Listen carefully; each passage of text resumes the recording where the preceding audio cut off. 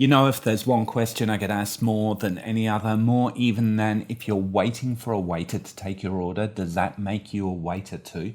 That question would have to be, Mark, will using a telephoto lens like this Nikon AF 180mm f2.8 EDIF bring you close to all the action on the streets, or will a long lens just make you look like a lech? Well, today we're going to try and answer that question. This is a lens of renown. No, not as the lens of choice for pervs and creeps, but because it's a lens that does almost everything well and nothing really badly. And what does it do? Well, simple. It lets you fill the frame with your subject while hanging back at a respectable distance. All very useful when trying to capture that distant snow leopard in the tundra, or a sperm whale from the deck of the SS Minnow, or when you're on the sidelines of a concert or competition. But what about when you're on the streets? Remember the golden rule of street photography. No, not that one. No, not that one. Yes, that one.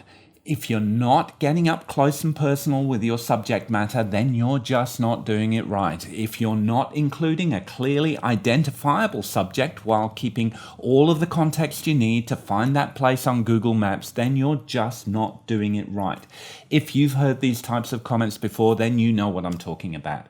ChatGPT apparently agrees. Asking it the best lenses for street photography, it clearly sticks to 50mm and under. The general comments being around what constitutes a natural field of view and the need to include environmental elements in the scene. So why am I suggesting a 180mm as a street photography lens? Well, first of all, what is a natural field of view in the first place? Lots of people talk about the 35mm focal length being the most approximate to human vision. The idea being that your eyes have approximately a 63-degree field of view. But honestly, that just doesn't hold up. Firstly, unless you've got tunnel vision, there's no actual demarcation of field of view. Our vision just gets worse and worse as we get closer to the periphery, not unlike a Holga lens. We can't even see colors wider than about 30 degrees from the focal point, so ultimately most of the beauty we see in the world is made up by our brains. Again, not unlike a Holga lens. So what we really do is just bounce our eyes around the scene and construct an image from pieces. If you look at eye tracking data, it shows that when we look at a website, our eyes move around the screen rather than taking it all in at once. So I'm not convinced that my eyes are 35mm Zeiss Distegons. Actually, they probably are more like Holga lenses, but you get the point. Similarly, the idea that you can only provide context by using a wide lens just doesn't make sense. Our eyes will always focus on specific points of interest, and our job as a photographer is to decide what to include and what to exclude. So why all these rules about street photography?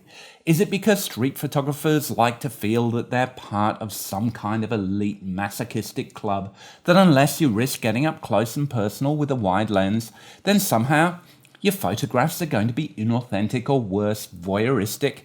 That somehow the more difficult the process, the more worthy the product? Well, the fact is that if you shoot with a telephoto lens, the street photography Gestapo are going to classify you as one of two things, either a coward or a pervert. Well, to see which one I am, I loaded up some Kentmere 100 into my Nikon F65 and took my 180mm f2.8 EDIF lens out onto the beach because, the best way to actually rebut the pervert allegation is to train my long lens on a bunch of semi-naked people.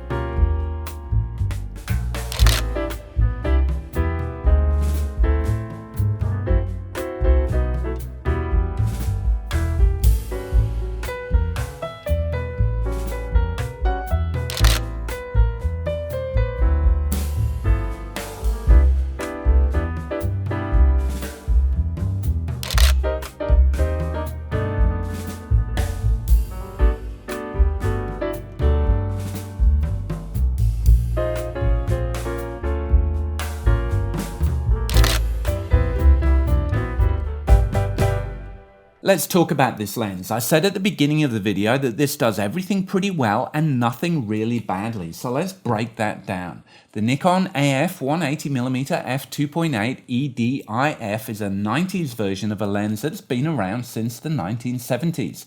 And while there was a slight tweak to the optical formula for the autofocus versions, pretty much across the board, they've all been lauded for their ability to take good photos. If it ain't broke, don't fix it. And you've seen some of the results. For the most part, it's a great lens. I haven't really done any forensic testing on it, to be honest, because the photos just kind of speak for themselves. Distortion is pretty much negligible. It gives you your straight lines, and of course one of the advantages of a 180mm lens is that it does tend to flatten out the perspective, so you don't get those converging verticals you get with a wide-angle lens. This gives the photos a nice, clean and quite formal look when trying to capture the geometry of the man-made world. Flaring? It's well controlled enough that I actually have trouble finding an example. Having the built-in lens hood probably helps here. I'm lazy with lens hoods, but you don't need to do anything here, but just lock it into place. Certainly in regular backlit situations, it's not troublesome. Sharpness, well, you look at these examples and tell me, this lens has bite. It's as pithy as a haiku in a world of long-form limericks. Is it as sharp as modern glass? Probably not. But then this lacks that sterility that you see in modern lenses too. It's sharp and smooth too, like Frank Sinatra in a dinner suit.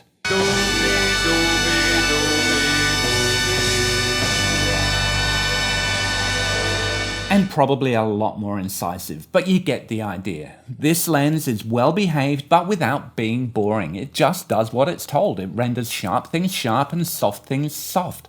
And of course, that's one of the main reasons that you get a lens like this. The f2.8 aperture is big for a lens of this focal length, and it allows you wonderful separation from the out of focus areas. Now, I'm not going to portmanteau a whole vocabulary out of the word bokeh. And perhaps not every expression that includes it is 100% relevant, but you can't have your yin without your yang. Ernie Wise without Eric Morecambe, or Batman without Robin. Okay, bad example, but it's like the sharpness of this lens is accentuated by the softness of the out of focus areas. I mean, that's probably true of any wide aperture telephoto lens, but here there's a lot of cream to go with your strawberries, where the tack sharp areas in focus are beautifully complemented by the velvety bokeh.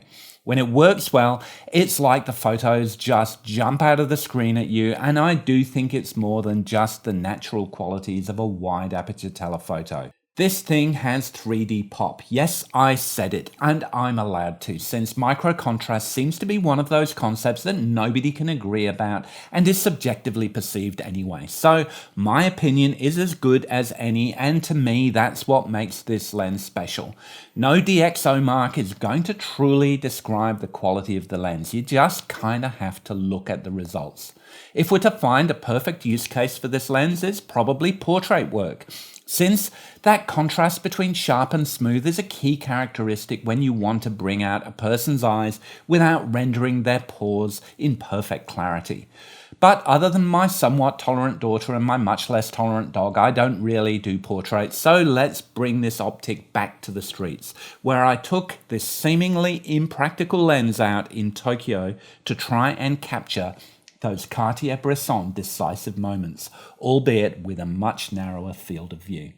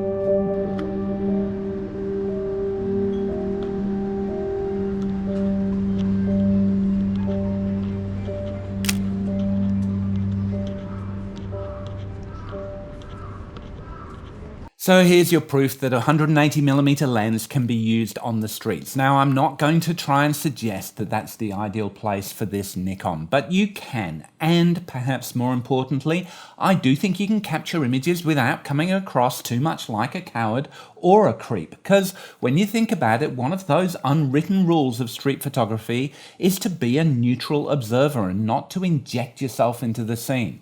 You're already creating that sense of distance and objectivity. It's your gaze projected onto the subject matter however you look at it.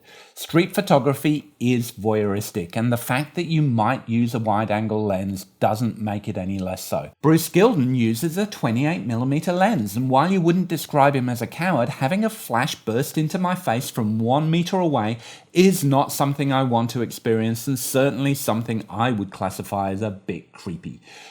Look, I'm not going to sit here and claim that 180mm street photography isn't a bit weird, but ultimately it does come down to intent. Firstly, I'm not snapping politicians leaving motel rooms after romantic assignations with burgeoning porn starlets. I'm not even doing portraits, really, if you think about it. A portrait is about capturing a person, and it's certainly true that the more isolated and cropped that person is in the frame, that's what you see. But you'll notice that in nearly all cases here, I'm quite a way back and still trying to include some context. Because to me, it's not just about a person, it's about a time and place. And when I do get in close, it's usually to tell some kind of story. The man depicted here isn't that interesting to me as an individual. It's more that the photo tells a story about change. It's rare to see someone actually reading a newspaper today. And I wonder just how many opportunities there will be for photos like this in the future. Similarly, as intimate as this shot is, there's a joy in that moment of human connection that transcends the individuals who are in the frame. I actually couldn't find the point in the video where I shot this, and I guess it shows that I might not have even been able to take this picture with a wider lens. Another thing that I tend to do is to make sure that I acknowledge and even embrace that distance. A few of the shots are deliberately framed by out of focus foreground, using geometry as a tool to emphasize that you're looking at a construct, a formal design where the human is part of the composition, using abstract elements, reflections, including myself in the frame, are all ways that add more interest to the photography than just an intrusion into someone's private life. And of course, a telephoto lens is an ideal tool for that because you have such control over composition and cropping, layering and drawing attention. So yes, you can use a 180mm lens on the streets, and yes, if you're going to do so, the Nikon 180mm f2.8 EDIF lens is a great tool for the job. As I said, it's not perfect. It's not a modern lens, and that means you miss out on clinical sharpness. And perhaps more importantly, being a screwdriver lens, it's not the fastest or quietest autofocus, and it won't even autofocus on Z-mount cameras. And to be fair, this lens is well enough known now that you're not going to be picking it up for a bargain secondhand. But it does have lots of positives too. While nothing is class leading, it's sharp when it needs to be and soft when it needs to be. While it's not going to autofocus on your latest camera, it's one of the few autofocus Nikon lenses that actually feels nice to manually focus. The throw isn't perhaps quite as long as you'd get on a manual lens or as well dampened, but it does have a nice wide focus ring, and the auto manual switch means you don't feel like you're grinding away at a helicoid mechanism of an autofocus lens. Perhaps the greatest thing about this lens, other than its optical quality, is its size and weight. You can actually fit this in a bag with your camera. Let's compare it to my other main Nikon F-mount telephoto lens. Yes, it's a zoom, but it's also an f2.8 and maxes out at 200mm at the long end. But what kind of reaction are you going to get when you take this out on the streets, especially to the beach on a Sunday morning? And yes, you can expect a comparison review between these two lenses because I'm not done with the 180mm lens yet, and I want to see if it can hold up optically to this F-mount beast. So let's try and pick half a dozen favorites from today's crop that represent the best of 180mm street photography from surf to city. And yeah, the most successful beach scenes for me were the ones that used man-made world to add formality to the composition and give a sense of context, like these examples.